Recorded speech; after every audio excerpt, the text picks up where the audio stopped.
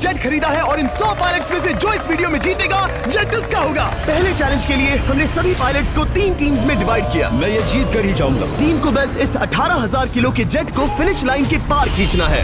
3, 2, 1, गो!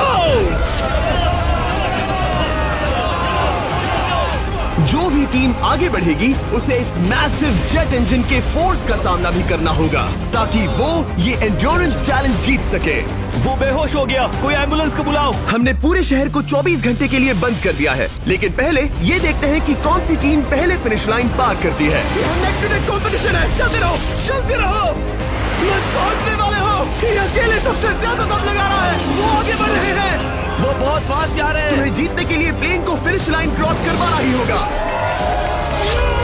हमें विनर मिल गया, तुम लोगों ने कर दिखाया। वो जेट हमारा है। अपनी बेटियों के लिए किया। इस चैलेंज के 2/3 पायलट्स एलिमिनेट हो गए, लेकिन कोई एक पायलट ये प्राइवेट जेट जीतेगा। ये पायलट सिर्फ 4 चैलेंजेस दूर है इस $24 लाख के प्राइवेट जेट को जीतने से। Welcome to game number 2, jet spinner. Engine start, jet spinner. Engine start करो। ये सही नहीं लग रहा, मुझे पसंद नहीं आया। तैयार हो जाओ, प्लेन स्टार्ट हो रहा है। सीट बेल्ट बांध लो गाइस। जिस प्राइवेट जेट के लिए सब लोग कम्पीट कर रहे हैं वो अपने थ्रस्टर्स को 96 किलोमीटर पर आवर की रफ्तार से हवाएं चलाने के लिए गुर्रा रहा है। जेट सभी को अपने प्लेटफॉर्म से उड़ाने के लिए एक सर्कल में चक्कर लगाना शुरू कर देगा। ओह माय गॉड, मैं खाली हाथ वापस नहीं जाऊंगा। मैं इस समय बहुत डरा हूँ। गुड लक एवरीबॉडी, और खेल शुरू।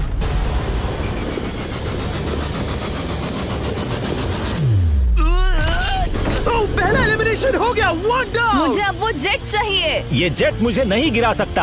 मैं शायद सुसु कर दूं। एक पायलट होने के नाते मैंने कभी भी जेट ब्लास्ट के बारे में नहीं सोचा था। नहीं। ड्रू गए। Bye bye. अरे यार, इंजन शुरू हो गया। ऑलराइट, चलो देखें वो गिरता है क्या। 46 हारना नहीं। वो भी खड़ा है। बहुत अच्छा है। तुमने कर दिखाया, तुम पास हो गए। ये एक अच्छी टेक्निक है।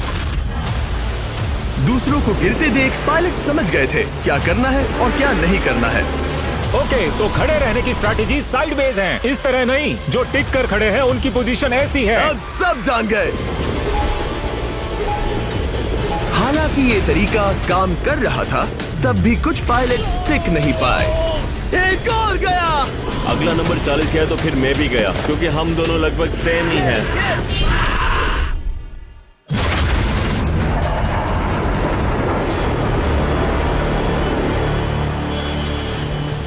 ये मेरे लिए आसान नहीं था, मैं समझ गया। ये ताज्जुब की बात है, क्योंकि जिसके लिए आप सभी कंपीट कर रहे हैं वही आपको एलिमिनेट कर रहा है।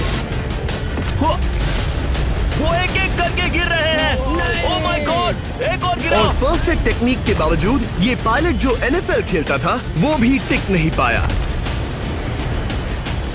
वो बाहुबली गिर गया।